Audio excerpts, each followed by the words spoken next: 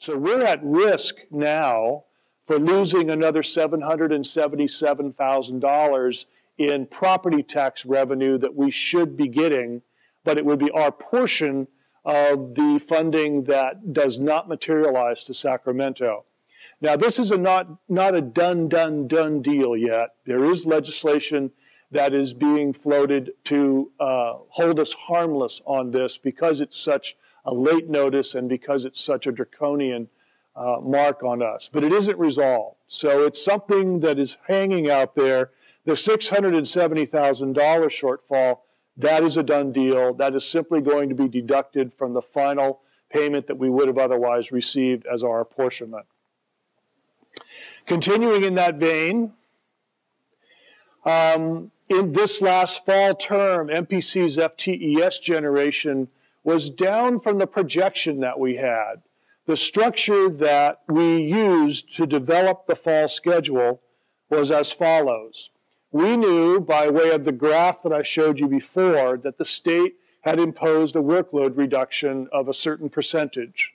And so what we did was work with the chairs to go through the fall schedule of the prior year and to reduce a like percentage of course sections so as to not overproduce FTES. In other words, I can't remember the number, Michael, 5 or 6%? 5%. We had a 5% reduction in workload or in revenue cap, so there was a 5% reduction in the offering of instructional hours. And what does that do? Well, it works on the premise that all other factors remain equal, primarily the efficiency factor, which is really the average number of students enrolled in a course. So if you have a 5% reduction, you take 5% out of your schedule, the same number of people go into the courses as you've been having for years, then you should end up with a 5% reduction. In fact, what happened was the average enrollment per course plummeted. We had courses that are never canceled that are canceled. We had public speaking classes, which almost never find themselves on the chopping block, and they had inadequate enrollment. We had loads of English courses that didn't have adequate enrollment. So there were other factors that came into play here that we couldn't have predicted. I think an awful lot of it was the economy. This economy has stretched on and on and on and on. And just like there are people who are on unemployment and they get to the point where they just stop looking for work and they just fall off the map, I think the same thing happens with people going to school. For all the years that I've been in the system, there's been a direct relationship between unemployment and enrollment at community colleges. As unemployment goes up, enrollment at community colleges goes up. People aren't working, let me go back to school, I'll get better trained, be better prepared to enter the job force when it's ready. Well, for Christ's sake, after 3 years, and I'm still not able to get a job, and I'm still going to school, and I still have less money, and books are still getting more expensive, and fees are going up, I think people started to fall off the map. I don't know that. That's my personal feeling about one of the influences. And we had others too. Maybe we didn't reduce the right sections. I'm not all certain that that's correct because all of you gave your best thought to that, and I tend to have an awful lot of faith in the decisions that you make. We had a changeover in our system with SIS. Did that influence things? Maybe it did. We relied more on electronic distribution of information than we had going back several years ago. Maybe that influenced it. I don't know.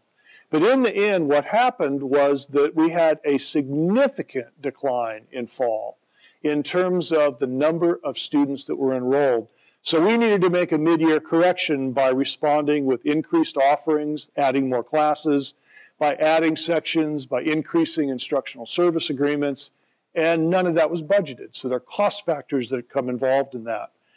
We had no choice but to use additional reserves of about $1.79 million to cover the added operational costs, plus the midterm surprises that we got. And that figure does not even include the at-risk redevelopment agency cut, because I don't know yet whether it's going to occur. This is relevant to our planning for next year, because the bottom line is that we're engaged in deficit spending. And in fact, we have been for the last couple of years. And the ongoing use of the district reserves is clearly not sustainable. I know there are some of you who are of the feeling that, well, for Christ's sake, you've got this reserve. Why don't you just use it to pay us off, get out of this problem? That would be fine if I knew for certain that this was the last year we're never going to have another deficit. Because then there's a reasonable understanding that we could cover a gap and then know that it's done, it's over, I paid for that car, I don't have to worry about it. But that's not the case. We know, in fact, that we're going to continue in this environment of the state deferring payments to us. We know that the economy is not returning at the pace that we'd want it to. We know that the state is continuing to engage in deficit spending and that we're recipients of the results of that. And we know that the regulatory changes that I started with are going to impact us in certain ways. And so we have certainly, as a district, been willing to use one-time funds and reserve funding to help soften the blow. But it's not the answer. And in fact, it can't be sustained because once those dollars are gone, they're gone. And that's not prudent in your home, and it's not prudent here either. So now we roll forward to the governor's May revise. And if you don't remember, the budget cycle in California is that the governor proposes a budget in January. It's based on what he and his analysts feel is the best information available. And he puts out a notion of what it can be. At that point, the estimated deficit was around $9 billion. The economy didn't perform in the way that they had anticipated. The RDA money did not come in the way that they anticipated, and so on and so forth. And it ended up, as I've said to you, where they anticipate the deficit that they're working with now to construct the budget on to be $16 billion. However, his May revise is built on a best case scenario. It is based on the assumption that the voters of California will approve the so-called temporary taxes to fund education, guaranteed local public safety funding tax initiative in November. So he's betting the farm on the tax initiative passing. I saw a poll this morning in the LA Times that it does have a 59% approval rating. You'll find out what really happens in November. I don't know.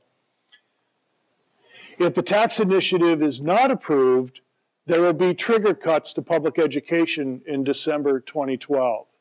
So in other words, the budget that's going to be approved by the legislature assumes passage with negative triggers. And if it's not passed, then there's going to be an impact on public education. Our portion of it will be a reduction of approximately $2 million more in the form of a workload reduction of another 430 full-time equivalent students. Now, there are multiple tax measures that are going to be on the ballot. Really, two you need to put your focus on. There's the governor's tax initiative, which has been merged with the millionaire's tax, and that's the one that has a benefit to the California community college system. There's another one that Molly Munger is sponsoring that only benefits K-12. We don't get any of that money. So if that one passes, we're in the trigger cut zone. It's as if the governor's one didn't pass. What happens if they both pass? That I don't understand and I don't know. Beyond that, in addition to the trigger cuts, as I shared with you, the governor has, in this year's budget, counted on redevelopment funds being diverted from the local agencies to the state. He's doing the same thing next year in the 12-13 budget, this time at a much larger number, looking for $341 million going to the state. And as I said, that's going very, very slowly. The community colleges do not have the provision that K-12 does of an automatic property tax backfill. So if we have a property tax shortfall, we have to experience it. If it's MPUSD, they're held harmless, and other factors in the state budget need to bail them out. If that indeed occurs, that the RDA taxes are not forwarded, that portion would be another $2.3 million hit to us. So, A part of our requirement by law is that we have to approve a tentative budget, our board does, by June 30th. And we have to do that regardless of what the state is doing at the time. I think this year we will have a state budget approved. In recent years, that's not been true. And it also is obviously going to be before we know the outcome of the tax initiative. So the uncertainty and the unknowns have probably never been greater. When you move all of these factors together, it is a big, ugly soup. There's no question about it. We've had this downward trend in the revenue cap. We have uncertainties about whether property taxes are going to be received by the state. We have an uncertainty about whether or not the voters in the state are going to be willing to support a tax initiative. And we have uncertainties having to do with what the impacts will be on regulatory changes. I've never seen a time in my career it's been this unclear. So given that, what does it mean to us? A worst case scenario for 12-13 would assume the tax initiative did not pass, and it would assume that the RDA funds, the property taxes, did not materialize. And you put those things together, and it would create a mid-year loss to this district of approximately $4.2 million. Now, in the past, as I said, I have advocated very strongly for the idea of planning for worst-case scenarios. It served us well last year. But this year, given these uncertainties and the magnitude of those trigger cuts, $4.2 million, I'm recommending that we take a more measured approach to this. In other words, that we build into our budget and to our collective bargaining agreements flexibility to address mid-year changes as they occur. The benefit of doing that is that we can meet the